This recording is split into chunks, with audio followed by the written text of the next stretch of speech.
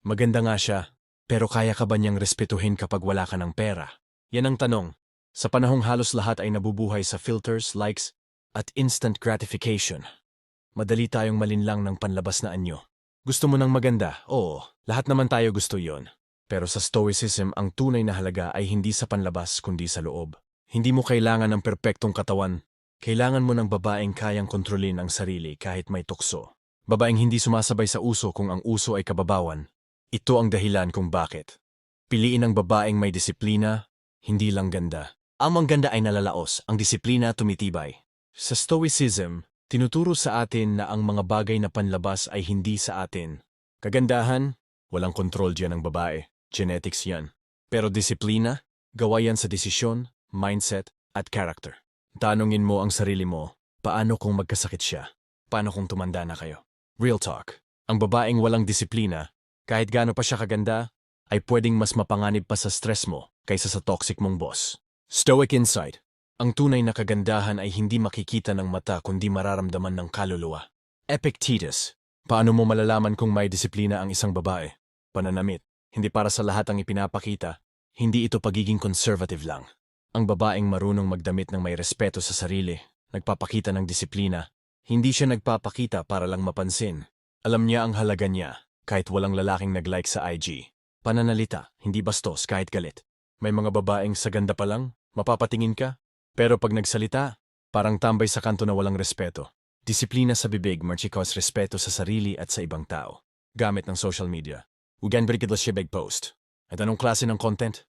Kung puro hubad, puro pakita, puro look at me, baka hindi siya disiplina ang meron kundi validation addiction. Ang disiplinadong babae sa relasyon. Marunong maghintay, hindi demanding. Hindi siya yung babaeng kailangan mong bigyan ng regalo kada linggo para lang manatili. Marunong siyang maghintay. Hindi siya clingy. Hindi siya manipulative. Hindi niya ginagamit ang luha para makuha ang gusto niya. Marunong makinig. Kapag may problema ka, hindi niya sasabihin agad na, ako rin kasi, makikinig muna siya. Hindi siya laging tama. Marunong siyang tumanggap ng pagkakamali. May personal boundaries. Hindi siya pupunta sa inuman na siya lang mag-isa with other guys. Hindi siya friendly sa lahat ng lalaki. Kaya niyang sabihin na hindi kahit pa peer pressure pa.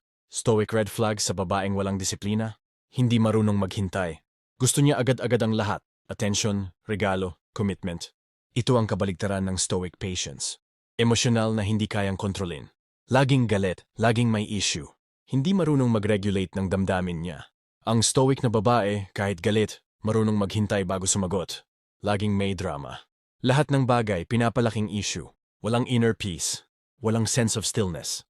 Tandaan, kung may inner chaos siya, dadalhin niya yan sa buhay mo. Makidisiplina ang pangmatagalang sexy, may plano siya sa buhay.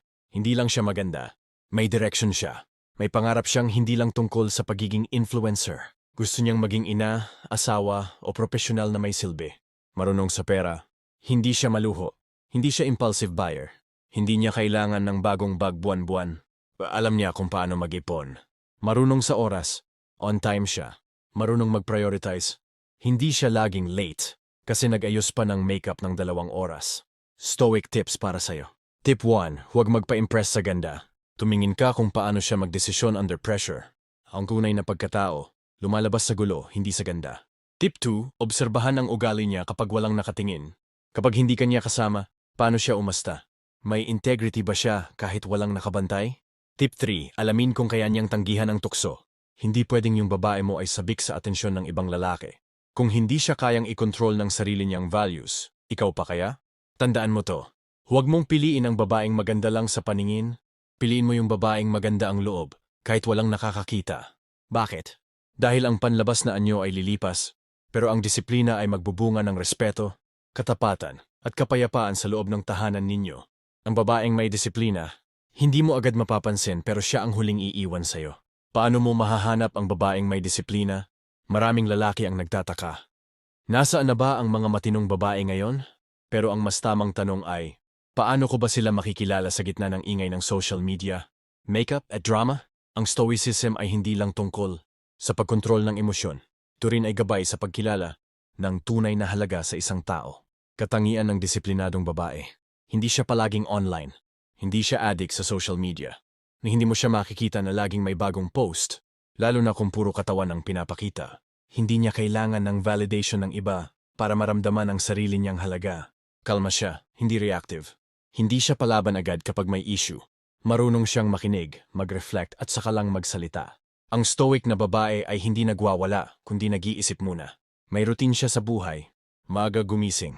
May goals siya. Health, career, spiritual o pamilya. Disiplina ang tawag dyan. Gumigising kahit walang umaapir. Nagtatrabaho kahit walang validation. Marunong siyang maghintay. Hindi siya nagmamadali sa relasyon. Hindi siya nagpupush agad ng ano na tayo. After 3 dates, hindi siya gumagawa ng moves para makuha ka agad kasi disente siya. Galing yung disiplinadong babae sa relasyon. Marunong siyang mag-communicate ng kalmado. Hindi siya nagtatago ng feelings, pero hindi rin siya nagpapasabog ng drama. Marunong siyang magsabi ng saloobin, pero may respeto pa rin sa tono. Kapag may problema, hindi kanya iboblock. Haharapin niya. Hindi siya needy, hindi siya laging naghahanap ng update. Hindi siya insecure kung hindi ka mag-text ng 2 oras. Marunong siyang maghintay at magtiwala. Kasi may sarili siyang buhay. Marunong magbigay at hindi lang tumanggap. Kung bibigyan mo siya ng regalo, hindi niya isasabay ang listahan ng gusto niya sa Shopee. Simple siya pero mapagbigay. Oras, suporta at pangunawa.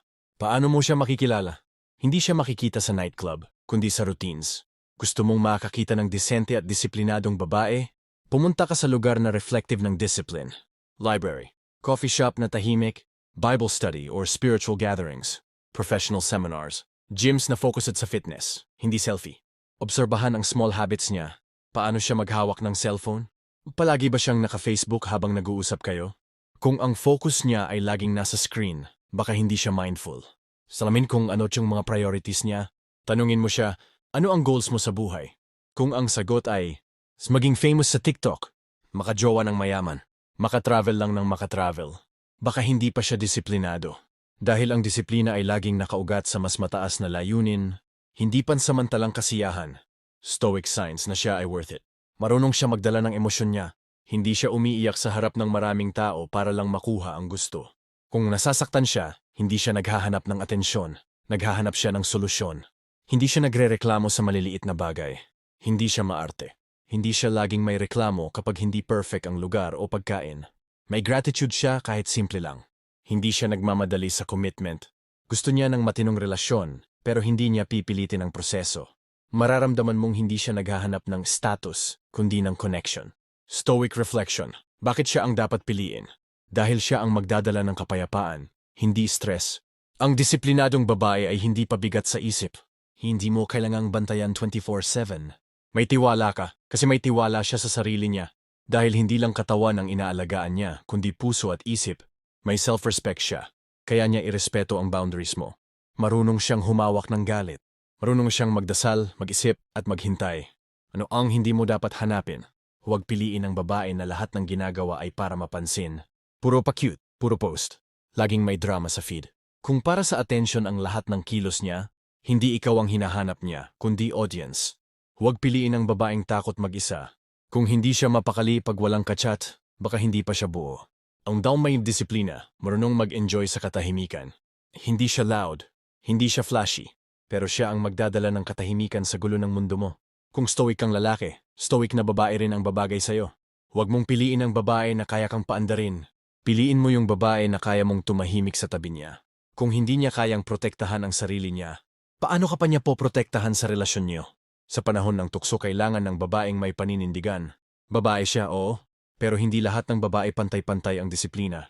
Meron yung maganda pero madaling masway ng social media, peer pressure, o lalaking biglang sweet.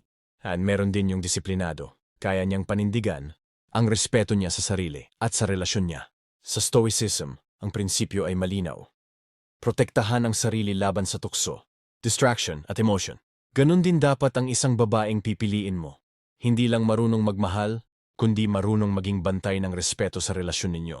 Paano pinoprotektahan ng disiplinadong babae ang sarili niya? May moral compass siya.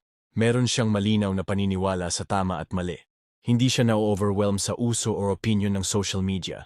May prinsipyo siya, at hindi niya to binibenta kapalit ng clout. May boundaries siya sa mga lalaki. Hindi siya sweet sa lahat. Alam niya kung paano makitungo sa opposite sex na may respeto. Alam niyang may hangganan ang pagiging friendly. Maingat siya sa gamit ng social media. Hindi siya nagpo-post ng sexy para lang makakuha ng likes. Hindi siya gumagawa ng content para maging viral kahit bastos. Pinoprotektahan niya ang sarili niya sa public exposure na walang saysay. Paano pinoprotektahan ng disiplinadong babae ang relasyon niya? Hindi siya nagdadala ng personal baggage sa inyo. Bago pumasok sa relasyon, pinroseso niya muna ang past trauma niya. Hindi siya selosa ng walang dahilan. Hindi niya ginagawang punching bag ang partner niya dahil sa ex niya. Marunong siyang magayos ng problema, hindi i-post. Hindi siya yung tipong pag may away kayo, bigla kang malalagay sa FB story niya. Alam niyang ang relasyon ay sagrado, hindi public content. Ang stoic na babae, tahimik na lumulutas ng problema, hindi naglalabas ng drama. Hindi siya nangunguna pero hindi rin siya tahimik lang.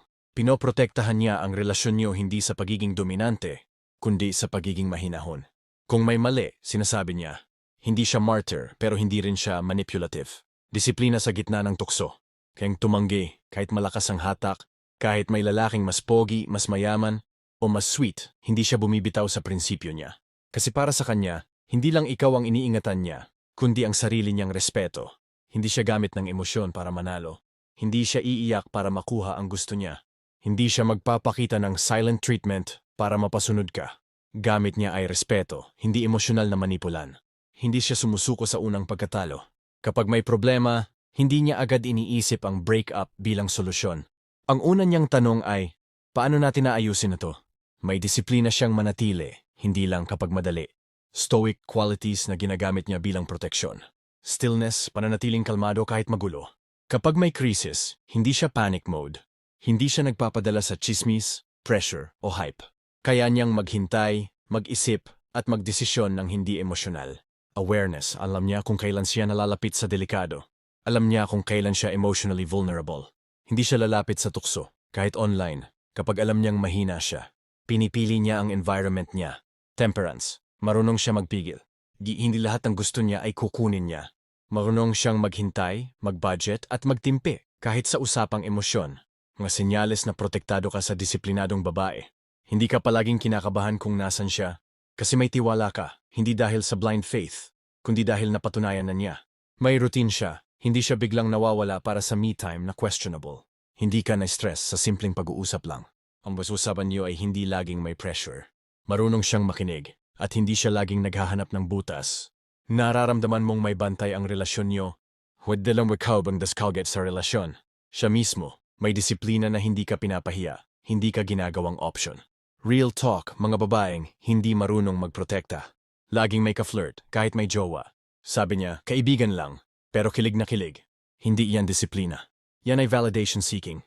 Laging may patama sa social media. Lahat ng emosyon kailangan i-post. Kung ganito siya, hindi lang sarili niya ang hindi niya kayang protektahan, pati dignidad ng relasyon niyo. Binababa niya, palaging naghahanap ng atensyon. Kung kailangan mong paghatian ang atensyon niya sa ibang lalaki, influencer dreams o drama online, hindi ka ligtas. Hindi kailangan ng babae na maging perpekto.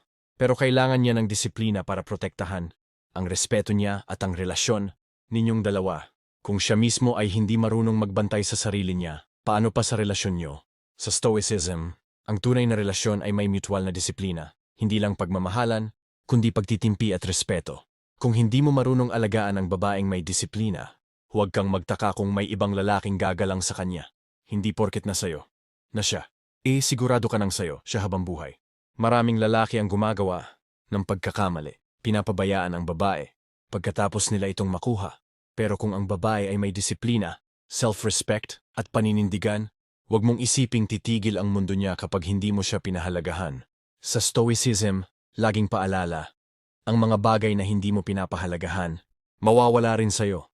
Ang disiplinadong babae ay hindi clingy. Kaya niya umalis kapag kailangan. Hindi siya tulad ng mga babaeng dependent. May sariling buhay siya. May sariling goals. Hindi siya umaasa sa'yo para sa identity niya. Kaya kapag naramdaman niyang hindi mo siya pinapahalagahan, hindi siya magmamakaawa. Alis siya. Hindi siya nakatali sa emosyon mo. Walam niya ang worth niya. Hindi siya maapektuhan ng bare minimum effort mo. Kapag ikaw ay inconsistent, hindi siya mag-a-adjust. Magpapasya siya. Paano ka magiging karapat-dapat sa babaeng may disiplina? Maging disiplinado ka rin. Hindi pwedeng siya lang ang may paninindigan. Dapat ikaw din, sa trabaho, sa kilos, sa salita. Ang modisente at may disiplina na babae ay hindi tatagal sa lalaking laging late, laging may utang, at laging may drama. Ibigay ang respeto, hindi lang effort. Hindi lang flowers ang kailangan niya, kundi dignity. Kung nagagalit siya, makinig ka.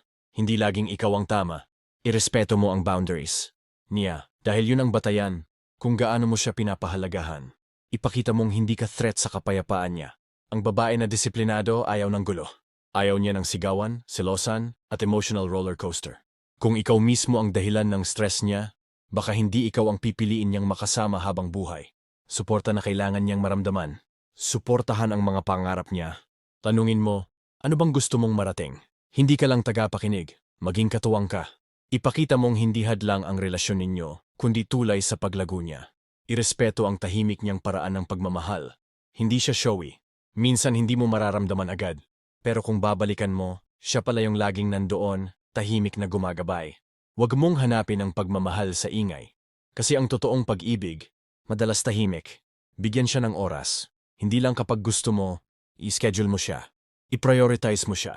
Hindi siya babae na maghahanap ng atensyon. Pero kapag ramdam niyang wala na siyang lugar sa'yo, lalayo siya ng walang paalam. Mingles folklorian ng lalaki na nagpapaalis sa disiplinadong babae. Akala mo okay lang kahit inconsistent ka. Hindi mo siya tinetext ng ilang araw. Tapos magpaparamdam na parang walang nangyari. Hindi siya desperate. Hindi rin siya insecure. Sa stoic mindset, ang taong hindi consistent, hindi karapat-dapat sa tiwala. Pinagsesilosan mo siya kahit wala namang mali. Kapag disiplinado ang babae, hindi niya kailangan ng micromanagement. Ang overthinking mo ay stress para sa kanya. Dapat ang relasyon ninyo ay base sa tiwala, hindi sa takot.